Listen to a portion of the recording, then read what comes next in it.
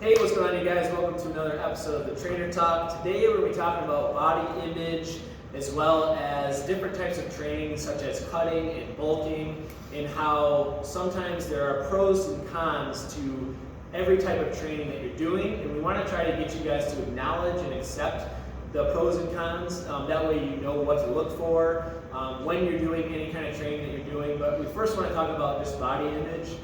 So we're going to kind of bounce back and forth throughout the line and give our little bit of tips and insight on that to help you guys with your training and your goals. So Bethany, if you want to kick us off.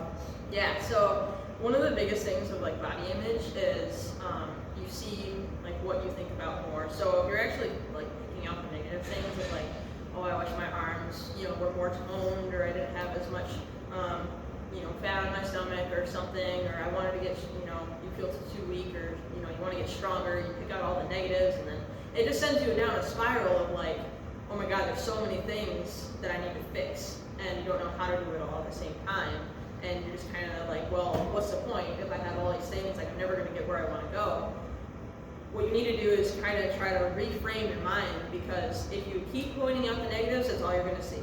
And you're going to see more of it, and it just leads you down a really bad path. So what you want to do is like, if you're not going to stop it altogether. Like one day you can't go poof and make all those negative voices go away.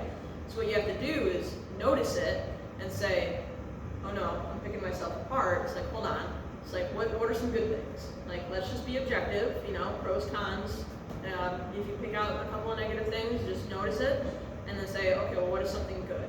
What is something that I like? It's like, well, okay, my shoulders have looked better, or, I've been doing really well at the gym, and like, I've been doing really good with my nutrition, or, something that you really like and are proud of yourself for, and then it kind of rewires and stops that that track from happening again. You're not going down that like negative pathway, so you can kind of like reset your brain on that. And then another so there's just like a quote that I found that I really, really like, and it doesn't matter how successful or unsuccessful you are right now.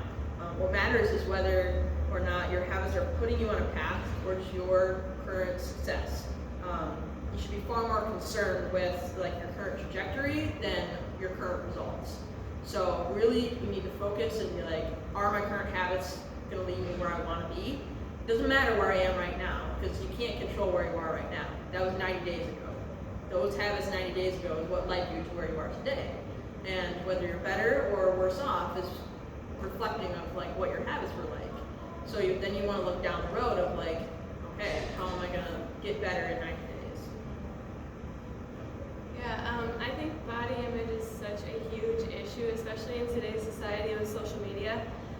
People are constantly comparing themselves to people they see online, and the thing is, you have to take what you see online with a grain of salt, because anyone can make themselves look a certain way by taking a picture at the perfect angle, perfect lighting. So you cannot compare yourself to anybody that you see on social media. Our bodies are all so uniquely different. We all kind of will hold more fat in different areas than other people. So you may hold more fat in your stomach area, or your hips, or your arms, or whatever it is. We're just kind of all a little bit different in that way. So your weight will look different on you versus another person. The second thing is height can also make a difference. Like Bethany is 5'7" to 5'8", I'm only 5'3", so even if her and I weighed the exact same weight, say we both weighed 145 pounds, we still would not look the same. Like we would still look different, and that's something that you have to remember. Like taller people might look a little thinner, shorter people might look a little stubby, or whatever you want to call it, more muscular. That's just how it works in the body. And also, another thing is thin does not always equal healthy. I think a lot of times we want to be as thin as we can, we want to be skinny, you want to have abs, but that does not mean that you're healthy. I know a lot of people who are naturally just really thin people who are very unhealthy, and they couldn't even run for 5 minutes straight. We don't want people to aspire to be as thin as they can be. We want you to be strong physically and mentally. We want you to be at a healthy weight that's maintainable and sustainable.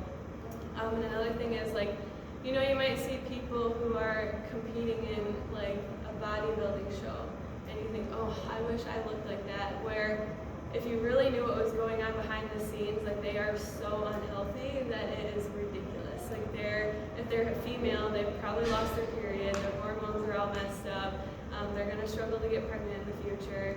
Males, I don't really know the extent of how bad it can be on their bodies, but I know for females it is you're literally like tearing your body apart piece by piece. And so just that reminder that being thin is not always being healthy. And so we just want to show you guys how to have a maintainable weight that's sustainable.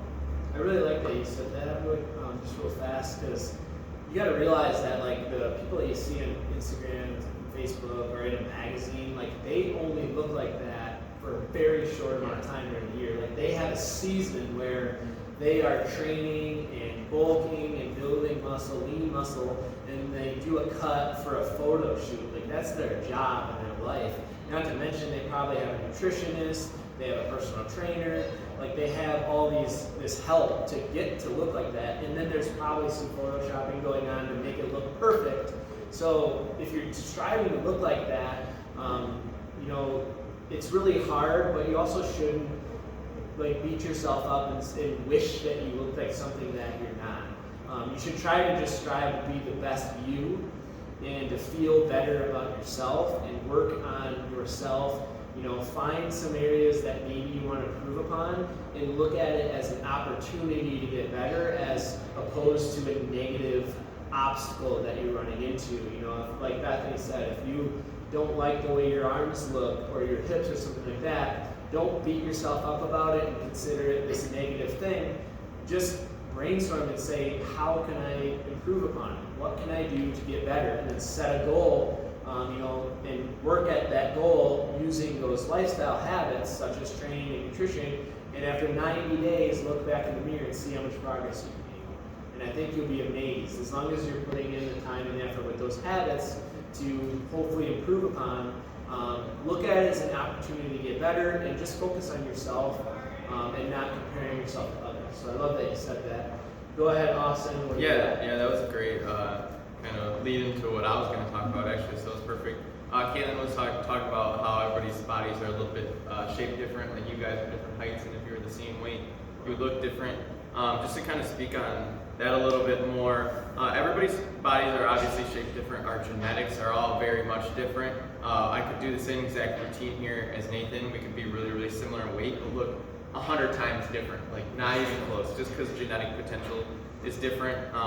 That's a big thing. And then to kind of get into the body types more, there's 3 different main body types. So we usually would put people into one of these categories, like a lean and low body fat person would be an ectomorph.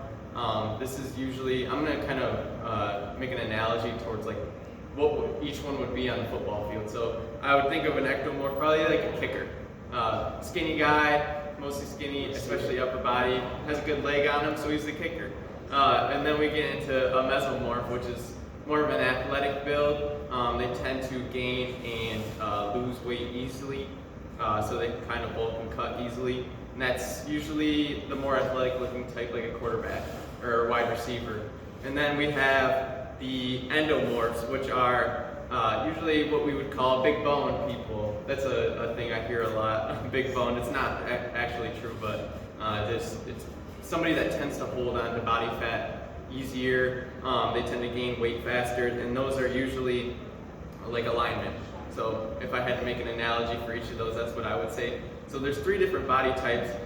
You might be in one of those. You might be like halfway in between. I feel like personally, I'm kind of like a mix of an ectomorph and a mesomorph, where sometimes it's easy for me to gain and lose, but also I feel like I have a point that I can no longer gain anymore. I know you kind of have experienced that too, where it's really, really hard, no matter how hard I try to bulk, no matter how consistent I am. I think it's a lot to do with your hormones and genetics. I am not well versed enough to talk about on why that probably is, but everybody kind of fits one of those, and you need to work with what you are. So whatever you fit into for these categories, like if you're a bigger person and have always tend to have been a little bit bigger, you have to find the exercises and the training modalities that are going to help lose body fat. And if you're somebody that needs to bulk, you're going to have to be somebody that's really consistent with hitting a good amount of calories, a caloric surplus. That's another big thing. We talked about bulking and cutting. We didn't really kind of define what each one is. So bulking is usually your basal metabolic rate, your BMR. You need to eat how much you need to eat to sustain just everyday life, no matter how much activity you do. And then you have to eat even more based on how much activity you do. So to be in a caloric surplus, for like me personally, it's like 3,000 calories. I know for you it's like, what, 4,000 or 5,000? Yeah, 5,000 calories. It can be a lot different for everybody, just like a deficit can be a lot different for everybody. When I do nutrition camps and help people with that, I have to like plug everybody's their height, their weight, their activity levels in, things like that, just to see how many calories they should be at to be in a deficit and lose weight consistently. So I just wanted to say that, and then like each one of those, like a bulk and a cut, should probably also go along with whatever the training phase is, which I can let Nate talk a little bit more about. So actually on that note, like if you're in a bulk, typically you don't want to be doing like, if you're in a cut, you probably don't want to be doing like hypertrophy work, because you need to be in a surplus to be putting on more muscle mass, which is what bulking really is. So, and a lot of rep schemes go into play there with like, if you're training like high volume, so like 4 to 6 sets or 3 to 6 sets of like 8, 12, 15 plus reps. So that's going to come into, it's going to be a big part of your success if you're bulking versus cutting. Is a lot of endurance work sometimes, or we do a lot of HIIT training here just to do a lot of cardio work. So that's what I've experienced in my time here, like working out with you during my internship, was like a lot of like unintentional cutting that I didn't realize I was doing, and then I like started seeing like more physique results. And I think around August or September we started doing I started doing a little more of a bulk, started taking creatine, so it was a little bit more of a difference there. And you definitely noticed the physique changes, and kind of like what Bethany and Caitlin said about kind of just like, you're not going to look like somebody else at the same, or at different heights or whatever. So I noticed a little more girth in my stomach area, I guess, and like, you kind of have to take the positives and the negatives there. So like, maybe I have a little more stomach fat now after I haven't done as much workout with like CrossFit with Taylor and stuff. But like, I might have put on size that was a goal of mine. Like, I have a little bit bigger of a bicep now, or my legs grew a little bit, which have been a goal as well.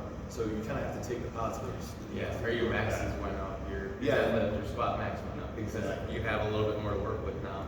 You're definitely right. Yeah, that's been a big part of it as well. So. Yeah, and just to add on to that, the reason that Nathan started to kind of shred up a little bit when he started working out with me is because we increased the intensity a lot. He was not used to doing what we call the metabolic training, Metcon. But the only reason that he cut was actually because he didn't change his eating habits. So a lot of people think that in order to cut body fat or lose weight, they have to do a ton of cardio. And actually, it's not true. It has everything to do with how much you're eating. And the reason that he probably cut was because he was eating about the same amount as he was before to maintain his weight, like what Austin talked about. But since he increased the intensity of his training, he was burning more calories, which led to that body fat loss and that cutting. So if you were trying to maintain your weight or build muscle with that type of training, that's when you have to add on more calories, like what Austin was talking about, eating a calorie surplus to add on weight. So you have to adjust the calories based off your training and your lifestyle. If you're somebody that's sedentary and you work out 3 days a week, you're not going to need nearly as much calories as somebody that does a manual labor type job and works out 7 days a week. They're going to need a lot more caloric intake to meet their needs. So when we go into bulking and cutting, just like what Austin said, you have to be in calorie surplus. Let's say somebody needs 2,000 calories a day to maintain their weight, Plus with their activity, they might burn another 700, 750 calories, so they need 2,750 calories or whatever to maintain their weight. So if they want to bulk and gain muscle and size, they need to eat more than that. So let's say that we bump them up to 3,250 a day. Like Austin's probably around maybe 3,250 calories a day. He's trying to gain a little size and some strength. What he's got to understand is by doing that, you're going to gain a little bit of weight. Like he's not going to have as cut abs because he's eating more weight. He's going to gain a little bit of body fat in the process of building muscle and building strength. And that's just something that you're going to have to be okay with. And on the other side of the spectrum, if he was trying to cut, we might take him from 2,750 down to 2,250, about a 500 calorie decrease. And he's going to lose body fat, but he might actually lose a little bit of his strength and a little bit of his size of his muscle. So there are pros and cons to both of these. Depending on what your goal is, you need to just understand that that's just part of the process. When you're bulking, you're going to gain a little bit of body fat. That you can't lose body fat and build a bunch of muscle at the same time. I mean, you can, but it takes a lot longer and it's very, very hard. So if you're somebody that wants to gain size and muscle, you're going to have to be okay with gaining a little bit of body fat, maybe not looking as cut or lean. And if you are cutting, you're going to have to be okay with maybe your 1 rep maxes or your personal records going down a little bit in order to look like that because you have that goal. So just be okay with that. Another thing that I'd like to just add is to just love the process and focus on, you know, enjoying it and being okay with yourself, not portraying or like trying to be like somebody else. Like me, Nathan, and Austin could all do the exact same workouts, eat exactly the same, but we're all going to look different. So just make sure that you are acknowledging that and keeping a positive mindset, like we talked about earlier. Just kind of focusing on those pros and cons and focus on that goal that you're striving to hit.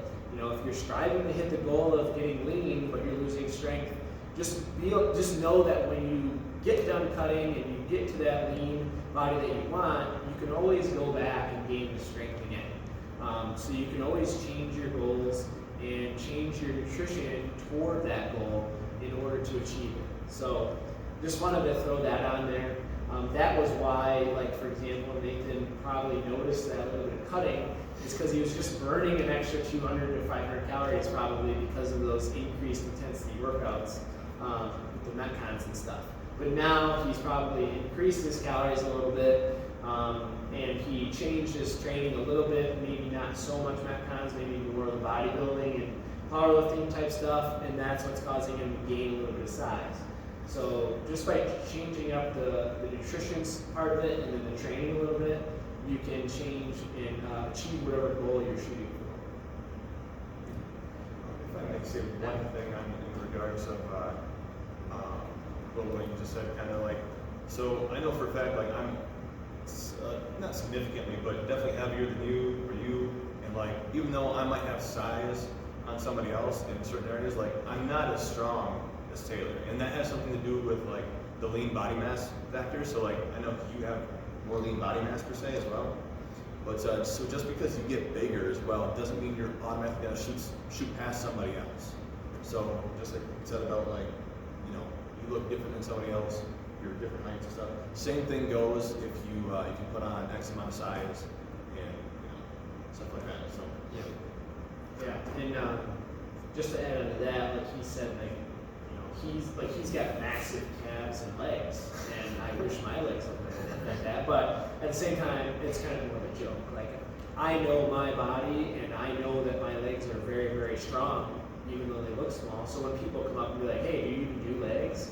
Look at your calves." I'm like, "Do you want to go squat? Because I'll out squat you." So it's just kind of, you gotta be okay with who you are and work on whatever, you know, obstacles you run into. Use it as an opportunity to get better, and just kind of love yourself through the process. You know, for me, like years ago, I wanted to be a bodybuilder. You know, I looked up to a ton of bodybuilders, and in order to do that, you got to be like absolutely huge and then cut down. So you had to bulk and get really massive, big muscle all throughout your body, and then you cut down to look lean and have that size. and I just could never gain size very easy. I'm what Austin called the ectomorph. So I'm naturally very slender and tall and lanky. So it was very, very hard for me to gain a lot of muscle. A lot of people, they look at me and then be like, oh, I wish I was as lean as you, or wish I had the muscle definition that you got.